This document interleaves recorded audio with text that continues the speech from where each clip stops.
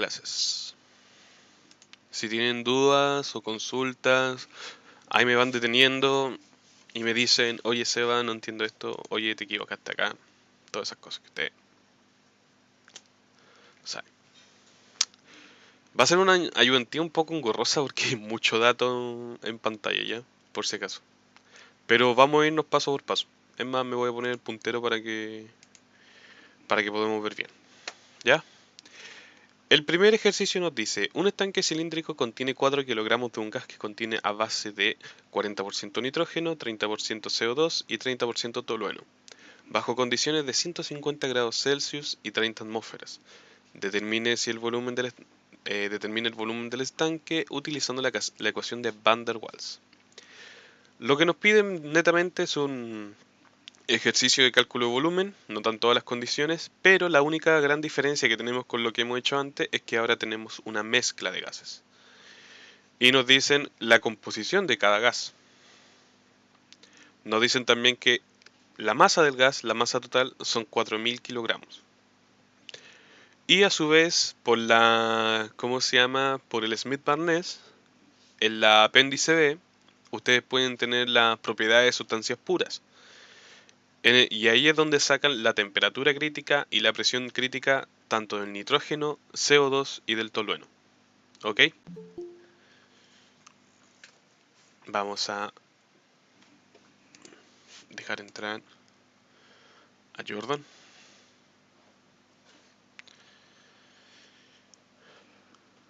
A todo esto, ánimo no en la prueba, cabros. Ya es una menos. Ahora pueden salvar. Ok, como les decíamos, tenemos estas condiciones de, del fenómeno y tenemos estas cantidades de cada gas. 40% nitrógeno, 30% CO2, 30% tolueno. Y a su vez tenemos las condiciones críticas de cada uno, que vendrían siendo temperatura crítica y presión crítica para cada uno de los elementos. ¿Qué es lo que se tiene que hacer? De primeras, lo que se tiene que hacer es, para cada uno de las moléculas o de los compuestos que están dentro del gas, se tiene que sacar un A y un B. De la misma manera que lo hemos hecho siempre. Sacamos el A con el 27 partido en 64 por R cuadrado partido en TC cuadrado, por TC cuadrado partido en PC. Y el B lo sacamos como 1 partido en 8 por RTC partido en PC, bla bla bla bla. Usted ahí cachan. Yo sé que cachan.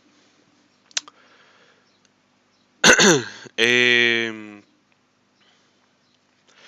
Sacan el A en cada uno, sacan el B en cada uno. Y lo que tienen que hacer acá es en el A tomar entre paréntesis, ir multiplicando cada fracción por cada A elevado a 0,5. Es decir, en el primero, ¿cuánto teníamos para el nitrógeno? Era 40%. 0,4 por el A del nitrógeno elevado a 0,5. Después 0,3 por el A del CO2 elevado a 0,5. Y lo mismo con el tolueno. Y al final, todo eso se eleva al cuadrado. Todo esto nos va a dar un número y eso nos va a dar el A correspondiente a la mezcla, que es 6.4375. Por otra parte, el B es netamente directo, no hay ninguna otra preocupación. Acá es 0.4 por el B del nitrógeno, 0.3 por el B del CO2 y 0.3 por el B del tolueno. ¿Ya? Y eso nos va a dar un B. Quise hacer este ejercicio con 3 gases porque no sé si habían hecho alguno, pero es necesario también que lo vean con 3 gases porque al fin y al cabo la regla de mezclas para gases, sobre todo de la, que algunos me empiezan a atender de que solamente se puede hacer para 2 parámetros, se puede hacer para todo. ¿Ok? Luego de eso, como tenemos masa, tenemos que calcular un peso molecular promedio, en el cual también es de manera directa 0.4 por el peso molecular del nitrógeno, 0.3 por el peso molecular del CO2 y 0.3 por el peso molecular del tolueno. Y eso nos da 52 de masa molar. Después lo que tenemos que hacer es calcular los moles que nos van a dar 76,923. Y por último, como vimos de la clase pasada, esta vendría siendo nuestra fórmula de cúbica de manera linealizada. Entonces, este vendría siendo nuestro A, nuestro B y nuestro C, como se muestra acá. Reemplazamos cada uno de estos valores, por ejemplo, este nos quedaría menos 30 por 0,07 menos 0,08314 por 423.15, partido en 30. Reemplazamos el A, reemplazamos el B y reemplazamos el C y tenemos nuestras constantes. Una vez teniendo esas constantes, nosotros podemos calcular el Q y el P, que se calculan con esa fórmula. ¿Ya? No les voy a dar la lata con esto también porque lo vimos en la clase pasada. Al fin y al cabo que el Q nos da menos 0,00698 y el P nos da menos 0,30284. Calculamos el D, que es esta fórmula, el Q partido en 2 al cuadrado más P partido en 3 al cubo. Y eso, aunque nos dio un valor súper ínfimo, que es 0,000191, es un determinante mayor que 0. Por lo tanto, aún sigue existiendo una sola solución. Por otro lado,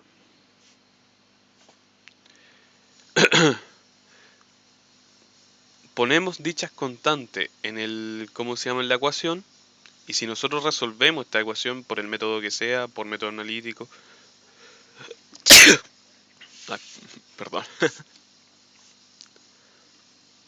por el método analítico, lo metemos en Wolfram, lo que sea, nos va a dar el volumen molar, que en este caso a mí me dio 1.056 litros partido en mol. Y el volumen, al fin y al cabo, sería esta cantidad de litros volumen molar multiplicado por la cantidad de moles que nosotros calculamos. Entonces el volumen al fin y al cabo vendrían siendo 81.3015. Eso como el ejercicio número 1.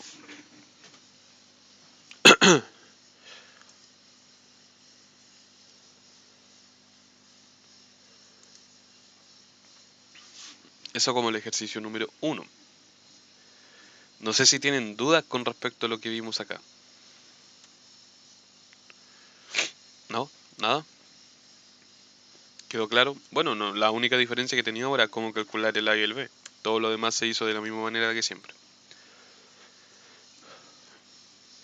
Me decidí saltar Redledge Kwong porque, puta, netamente era lo mismo que ser Van der Waals, solamente que siguiendo las reglas de Redledge Kwong. Y me vine directamente a Penn Robinson, ¿ya? En este caso tenemos una mezcla de dos gases, nos dice el ejercicio. Un estanque cilíndrico contiene 5000 mol de una mezcla de 60% acetileno y el resto en CO2, a 150 grados Celsius y 45 bar. Determine el volumen del estanque utilizando la ecuación de Penn Robinson. Tenemos los moles que son 5000, tenemos la temperatura que es 423.15, la presión que vendrían siendo 45 bar. 60% acetileno con estas propiedades críticas y este factor acéntrico, y 40% CO2 con estas propiedades críticas y este valor acéntrico. Es necesario tener el valor acéntrico ahora porque lo tenemos que calcular. Para este caso tenemos al acetileno, nos va a dar este A, que es 4,893, y este B, que es 0,0325. Y aquí me equivoqué, no, sí, está bien. Para el CO2 tenemos, sí era CO2, ¿cierto? Sí. Para el CO2 tenemos este A que vendría siendo 3,961 y este B que vendría siendo 0,0266. Calculamos el factor excéntrico que vendría siendo 0,6 por el factor acéntrico del acetileno, 0,4 por el factor acéntrico del CO2 y nos da este valor. Permítanme un poco, chicos, me voy a sonar. Me voy a mutear un poco ya.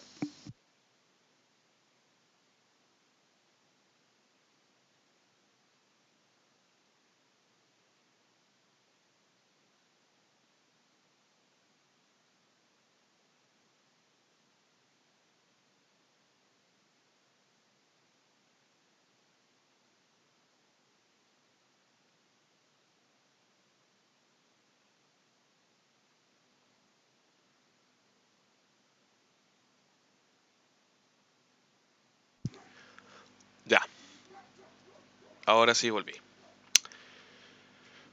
Ok, habíamos dicho que habíamos calculado el factor acéntrico.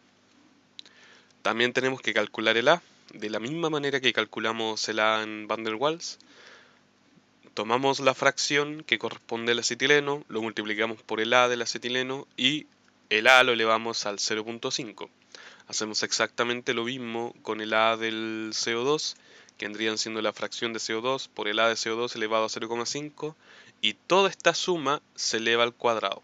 Y ese número, ese valor, se representa acá como 4.5084. Por otro lado, el B se calcula de la misma manera, no hay ninguna, no hay ninguna, ¿cómo se llama? Alteración, ninguna complicación tampoco. Y en este caso, como sacamos un valor del factor acéntrico, por así decirlo, ponderado, tenemos que calcular el K con ese valor, con ese factor acéntrico. Y eso nos va a dar 0,67487. Por otro lado, también tenemos que calcular la temperatura pseudocrítica, que como siempre la hemos calculado también. Aquí tampoco se rompan la cabeza si es que no lo habían calculado. Esto es como lo hacíamos con tres parámetros. ¿Ya? Tenemos la temperatura pseudocrítica y podemos calcular la temperatura pseudo reducida, que vendría siendo la temperatura partido de la temperatura pseudocrítica. Y eso nos da 1.3798. Tenemos la temperatura pseudo reducida, tenemos el K, podemos calcular el alfa.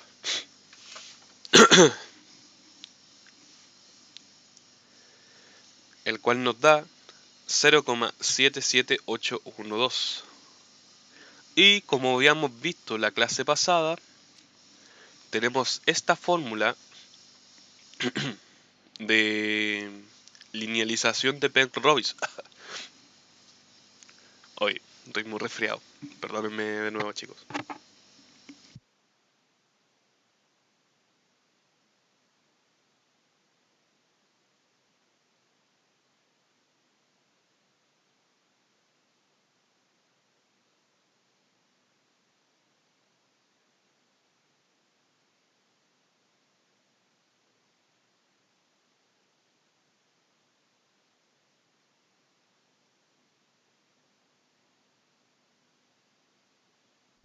Ya, ahora sí. Creo, ojalá.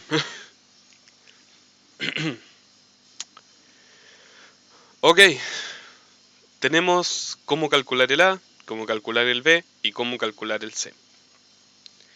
Esto todo lo vimos en la explicación de la clase pasada, ¿ya? Es así como llegamos a esta fórmula. Ojalá, si es que alguien está perdido con esto, vea el ejercicio de la clase pasada, vea el video de la clase pasada y lo va a entender al tiro. Y espero que también que ustedes lo hayan intentado hacer. No creo que la profe, creo que la profe no se lo linealizó. Así que, puta, por último, pregúntenle a la profe ustedes mismos si es que esta ecuación está bien, ¿ya? Así al menos la profe cree que ustedes lo hicieron. Y eso. Ya, calculamos el A, que nos dio, aquí me faltó el igual, pero nos dio menos 0,7516. Calculamos el B, que nos da 0,028105. Y calculamos el C, que esto nos da menos 0,001612. Ponemos todas las ecuaciones, ponemos el A donde iba el A, el B y el C. Y esta ecuación la llevamos de nuevo a Wolfram, la cual también nos va a dar un solo valor. Son pocas las, para que sepan chicos, son pocas las ecuaciones que... Perdón. Son re pocas las... ¿cómo decirlo? Las ecuaciones o los ejercicios que les van a dar condiciones de saturación. Generalmente, puta, es que yo igual estos ejercicios no los estoy sacando en ningún lado, lo estoy haciendo yo, de cero. Así que creo que por eso me están dando a cada rato saturado. Estoy poniendo condiciones demasiado... perdón, condiciones demasiado de sobrecalentamiento. O demasiado de esto. Por eso no me ha dado nada saturado. Pero eso, ¿les puede salir? Sí, les va a salir, yo creo que sí. Me acuerdo que yo cuando di este ramo también lo digo en la profe y también siempre había hecho ejercicios ¿cómo se llama? De vapor sobrecalentado y la profe nos puso una de, ¿cómo se llama? Vapor, digo, gas saturado. Y puta, es solamente interpretar lo que te dan los datos, ¿no? Pum. Obviamente tienen que hacer Cardano, yo acá no lo hice porque me daba lo mismo que el otro. Tienen que hacer Cardano, tienen que ver cómo les da, toda esa web. Así que eso, chicos. Una consulta, ¿qué ALP? Ah, ALP es alfa. Es que no le puse como alfa porque no sé si tengo la ecuación acá. No, no la tengo. ALP es alfa, cabros, por si acaso. Está en la esta pasada, en la clase pasada. Y era más que nada porque en la demostración el A se me confundía con el alfa porque son muy iguales. Entonces por eso dije, no me voy a confundir y voy a dejar la pura cagada en la esta, así que mejor le puse ALP como alfa, ¿ya? Entonces, calculamos el volumen molar, nos da esto, que es 0,71552, y de aquí multiplicamos ese volumen molar por la cantidad de moles y nos da 3577,6 litros. Es decir, necesitamos un estanque de 3 metros y medio cúbicos, 3,5 metros cúbicos. Ok, y para el último ejercicio, bueno, el tercer ejercicio, penúltimo ejercicio, tenemos un estanque cilíndrico contiene acetileno a un volumen molar de 0,95 libras mol y una presión de 58 bar. Determine la temperatura de... aquí me faltó. Debía haber dicho una mezcla entre acetileno y tolueno. Ya, pero asuman de qué acetileno y tolueno. Ya. Determina la temperatura del estanque utilizando la ecuación de Ben-Robinson. Acá nos están pidiendo calcular la temperatura. Pero para eso también necesitamos hacer lo mismo que hicimos con Ben-Robinson anterior, que es calcular factor acéntrico, calcular A y calcular B. Como es exactamente lo mismo que lo anterior, ustedes repiten los pasos, ¿no? Y acá debe decir tolueno, ya. Así que lo vamos a arreglar al tiro.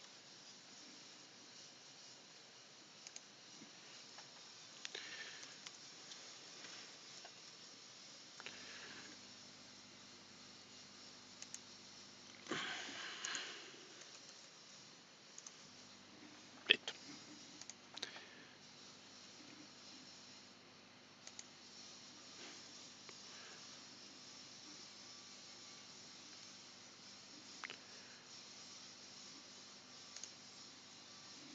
Ahí sí. Ok. Calculamos el factor acéntrico, que nos dio tanto, 0,2095. Es seguir la fórmula que ya le había dicho. Calculamos el A, con la misma fórmula también que ya la vimos en los dos ejercicios anteriores, que nos dio 9.6475. Acá me pasó algo chistoso. No sé por qué siempre el tolueno, siempre te da un, ¿cómo se llama? Un valor tan alto de la otra vez me acuerdo que hice un ejercicio con Van der Waals y me dio 24. Y ahora en Penn Robinson me está dando 26. Y dije, va, qué weá. Y claro, pues la temperatura crítica es de 591 y la presión crítica es baja, es de 41, ¿no? En comparación a otros gases. Por ejemplo, el acetileno tiene una temperatura crítica de 308.3 y una presión crítica de 61.39. Entonces por eso yo dije, va, qué wea.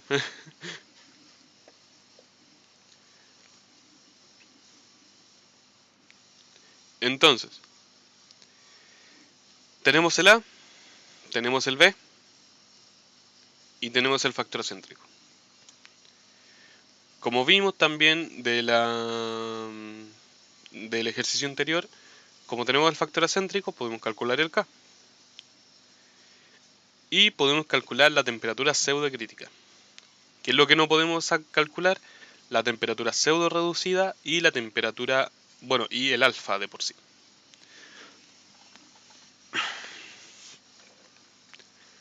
Pero de por sí lo que tenemos que hacer es tomar la ecuación que les mostré de la temperatura de ayer, no, perdón, de la semana pasada, y poner este mismo ejercicio igual como lo hicimos la semana pasada. Nos damos la temperatura ideal, la de la primera temperatura.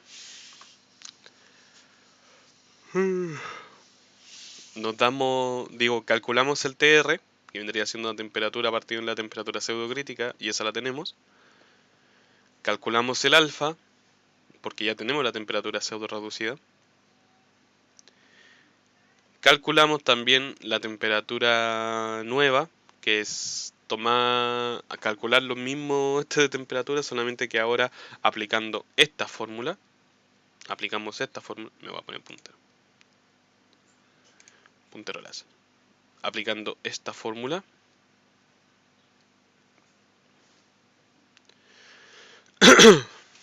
Y calculando la diferencia, que es el valor absoluto entre este y este. ¿Ok? De ser eso, vemos la iteración necesaria para que veamos un cambio insignificante. Por ejemplo, acá me cambió una décima y acá yo decidí parar, pero prácticamente ustedes hubieran podido parar acá, porque acá ya hay un cambio solamente de unidad y la profe le pide cambio de unidad nomás, que ya no hayan cambio de unidad. Creo que era así. Sí, creo que era así.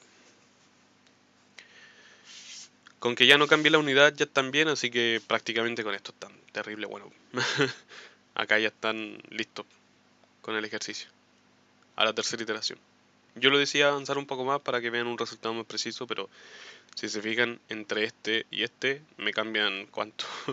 Nada, no me cambia absolutamente nada. 3 centésimos, a lo mucho. Entonces, eso por este ejercicio, esa es la fórmula de abordarlo. Si se fijan, tampoco tiene ninguna dificultad. Ah, y ahí dejé el alfa para que lo vean, ¿no? Se podía confundir en la esta de... porque el A y el alfa eran casi iguales. Se calculó el B, se calculó el A y se reemplazó de tal forma, de la misma forma que hicimos la esta pasada. Y al fin y al cabo así se fue calculando la temperatura. ¿Ya? Y por último,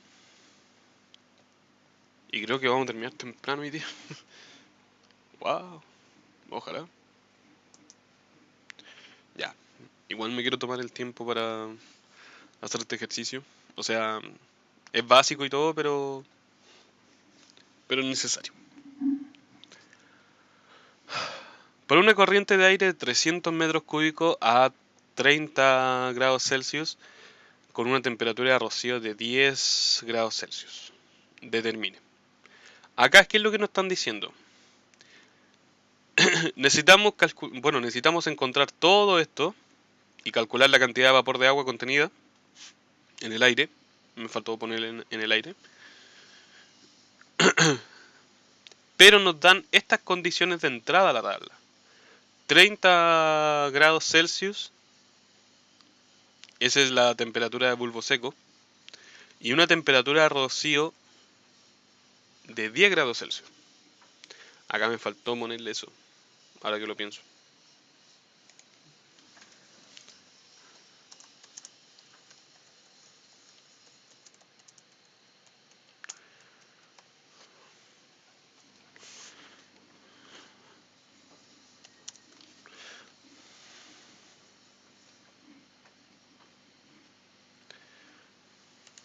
Ya, ahora sí.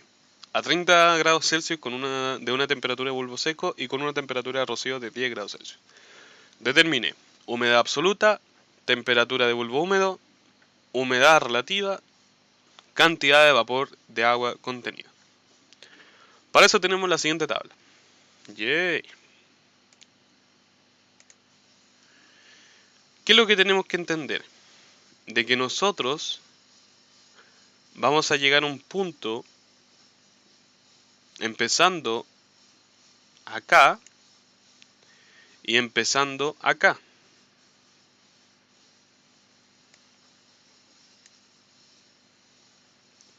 Por ende, podríamos decir que una intersección aproximada vendría siendo la de acá.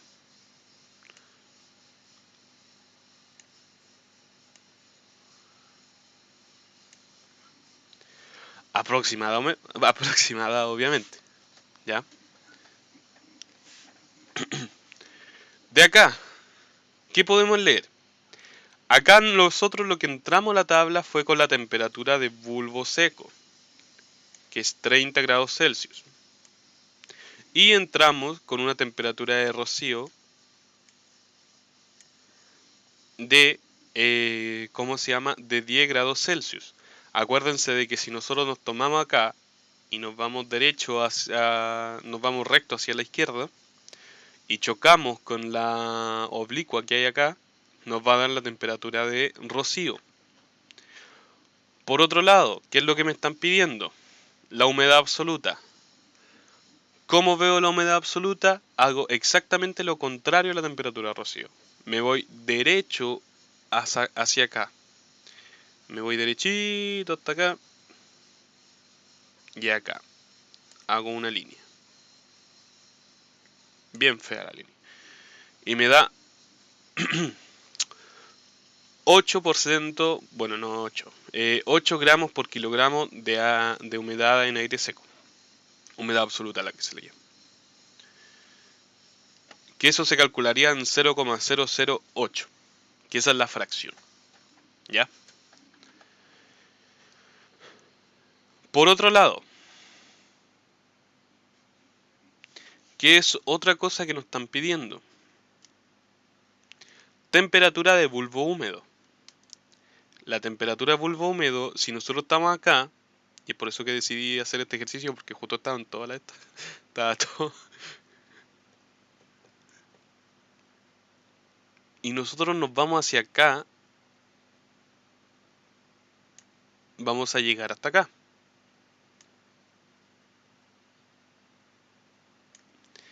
Y nosotros contamos. Si este vendría siendo el 15, 16, 17, 18 grados. Vendrían siendo 18 grados Celsius la temperatura de bulbo húmedo. ¿Cuáles son los datos que ya pudimos calcular? 8 gramos por kilogramo de humedad absoluta, 18 grados Celsius de temperatura de bulbo húmedo. Siguiendo, ¿cuál vendría siendo la humedad relativa? Este es uno de los más directos que pueden calcular. Esta vendría siendo la oblicua que pasa por nuestro punto. ¿Sabes qué? Nada, voy a borrar esa. Porque estoy dejando todo con rojo.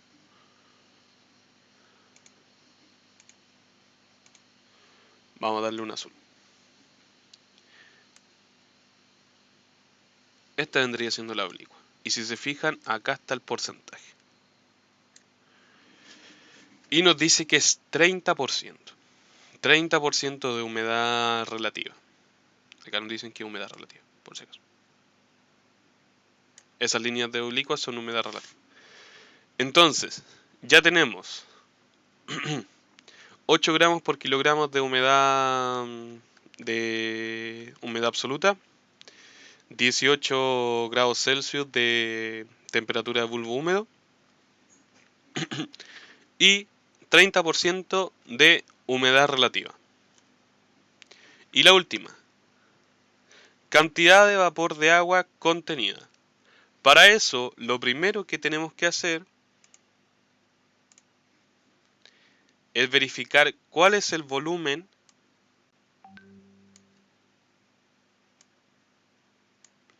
¿cuál es el volumen de aire seco que tenemos? En ese caso, lo que vamos a tener que hacer es, si estamos acá, aproximadamente siguiendo la línea, llegamos acá. Y yo acá puedo decir que fácilmente un 0,84 metros cúbicos. Oh, que me quedó feo.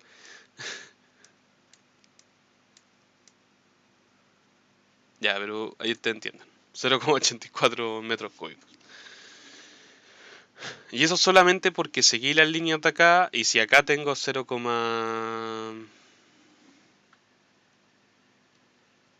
nah, perdón, me equivoqué. Sí, esto era 85. Entonces debería ser como la mitad entre 85 y 90. Y esto vendría siendo 87.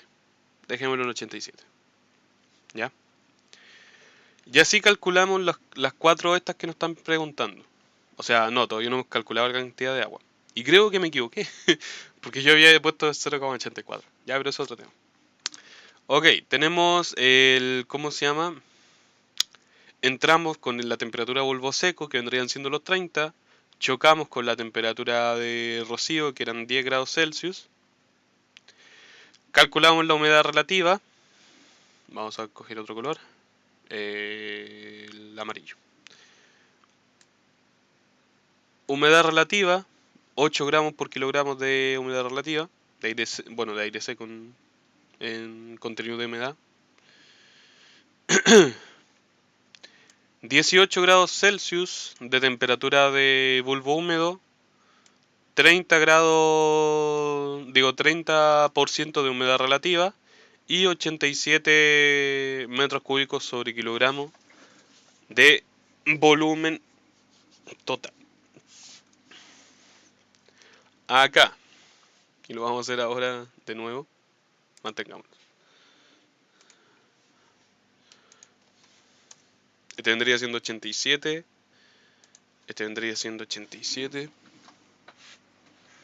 Denme unos minutos que los voy a calcular al tiro. Tengo la calculadora calculada. Sería 300 dividido en .87 y eso me da...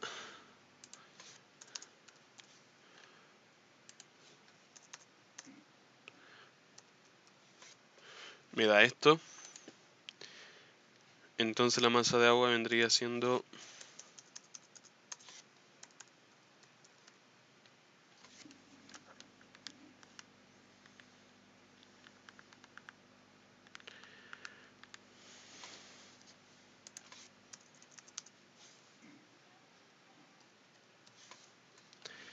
Ya. Entonces lo demás... lo siguiente es simple. Tenemos 8 gramos por kilogramo de humedad absoluta, que eso se transforma en 0,008. Esto es fracción. Esto es un valor adimensional, ¿ya? No tienen por qué... No tienen por qué darle algún valor. Eh, Tenemos la temperatura de bulbo húmedo, que son 18 grados Celsius, que era lo que nos estaban pidiendo. Humedad relativa, que eran 30 grados Celsius, digo 30% de humedad relativa. Y la cantidad de vapor se calcula de la siguiente manera. Tenemos el volumen húmedo, que sería 0,87 metros cúbicos partido en kilogramos. El volumen húmedo es igual al volumen partido en la masa total. Masa total. Ahí no le puse masa T, pero aquí sí. Ya. Le vamos a poner masa T. Masa total. La masa total es igual, nosotros despejando esta fórmula, tenemos el volumen húmedo, tenemos el volumen. La masa total vendrían siendo 344.828 kilogramos. ¿Ok? Teniendo esa masa total, nosotros también sabemos que la humedad absoluta es igual a la masa de agua partido en la masa total. Despejando la masa de agua de acá, nos da que vendrían siendo la humedad absoluta por la masa total. Como ya tenemos la humedad absoluta, que vendrían siendo los 0,008 en fracción, Lo multiplicamos a los 344.828 kilogramos de masa total y eso nos va a dar los 2.75862 kilogramos de agua. Esto lo que nos quiere decir es que en toda la corriente de aire, en los 300 metros cúbicos de aire que está pasando por ese canal o por lo que sea, hay contenido 2.75862 kilogramos de agua. Eso es lo que nos quiere decir. Esa es la cantidad de vapor que hay contenida, vapor de agua contenida en esa corriente de aire. ¿Ya? Eso es lo que apuntaba este ejercicio. Calcular cuánta agua tenía este parámetro. ¿Ok? Yo creo que eso sería todo por hoy. La próxima semana les voy a mandar algunos ejercicios ¿cómo se llama? Bueno, voy a hacer algunos ejercicios de carta psicométrica. Y eso, no sé si tienen duda. Sé que vieron un ejercicio parecido a este con la profe. Por eso decidí hacer otro, pero entrando de otra manera. No sé si tienen dudas con respecto a algo, nada, ¿no? ¿Está todo bien? ¿Todo claro?